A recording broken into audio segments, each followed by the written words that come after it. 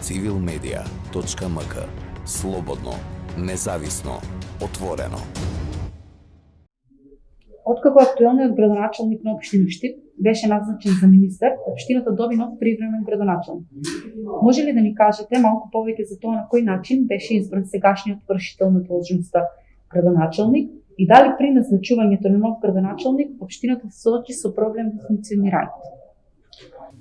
Вршител на должноста градоначалник на дадена општина се избира доколку се исполните условите за пристанок на досегашниот градоначалник и се точно уредени кои се условите поради кои што доаѓа до пристанок и потребата од избор.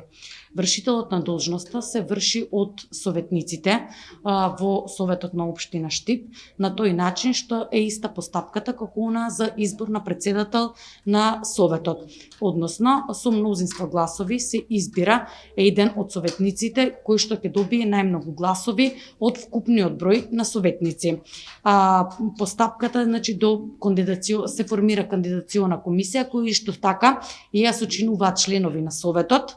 До нив се доставуваат предлози за тоа кој има претензии, амбиции за да стане носител на вршител на должноста градоначалник на општина Штип и врз основа по азбучен ред се гласат секој од овие кандидати помина.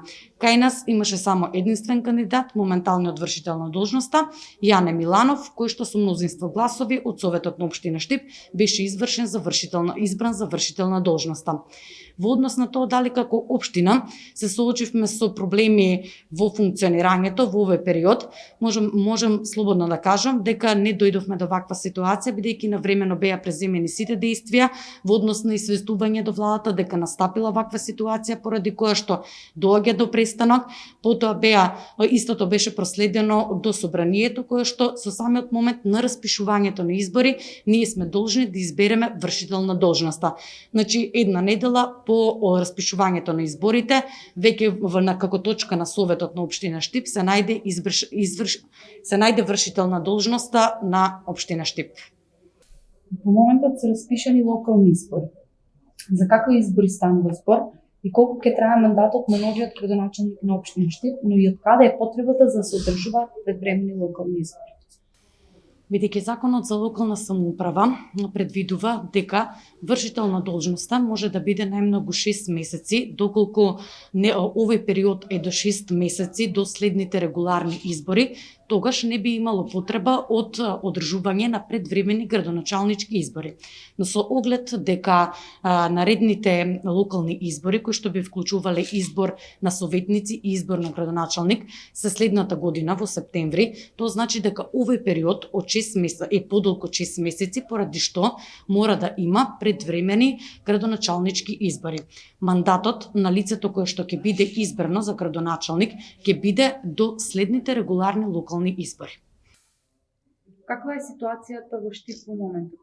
Како ќе оцените кампањата или каква е вашата проценка во однос на кампањата која ќе се води во пресред на изборите за нов градоначалник? Во моментот атмосферата веќе се подгрева и е се поизвестно дека кампањата ќе започне. За жал во Штип можам да кажам дека секогаш од самиот старт на кампањата почнуваме со црна кампања наместо со промовирање на кандидати. Веќе се шпекулира со имења од двете најголеми политички партии, меѓутоа постојат и најави дека ќе имаме кандидати и од помалите политички партии. Така да во известно сме, бидејќи и на обете страни од најголемите политички партии се вртат повеќе имиња, така да во исчекување се сите на имињата кои што ќе излезат на површина, а потоа очекуваме да започне и самата кампања. Се надевам дека овој пат повеќе ќе одиме на промовирање на кандидатите, во она што е идејни проекти за развој на градот, а помалку ќе одиме на црна кампања и на тоа што е дискредитација на дадена личност. Дали постоеше можност да не се одржат изборите со оглед на тоа дека веќе идната година во октомври стекува мандатот на сегашните градоначалници избрани на локалните избори во 2017 година? Како што и претходно ви напоменав, според Законот за локална самоуправа, постои единствената можност за неодржување на вакви предвремени градоначалнички избори е доколку овој рок беше не подолго од 6 месеца. Меѓутоа, од моментот на настапување на престанок на функција на градоначалникот, се известува, за мене градоначалникот има обврска да ја извести владата дека настапиле некои од овие услови, поради што се бара мислење за распишување на нови избори. Од владата потоа оваа мислење се доставува до собранието и на крајот тоа дава зелено светло за отпочнување на предвремените локални избори. Доколку постоеше можност, никој во овој период со целата ковид криза, како и самите финансиски издатоци и ресурси кои што би требале да бидат дадени за реализација на овие предвремени градоначалнички избори, никој немаше да размислува доколку имаше форма и начин истите да не се одржат.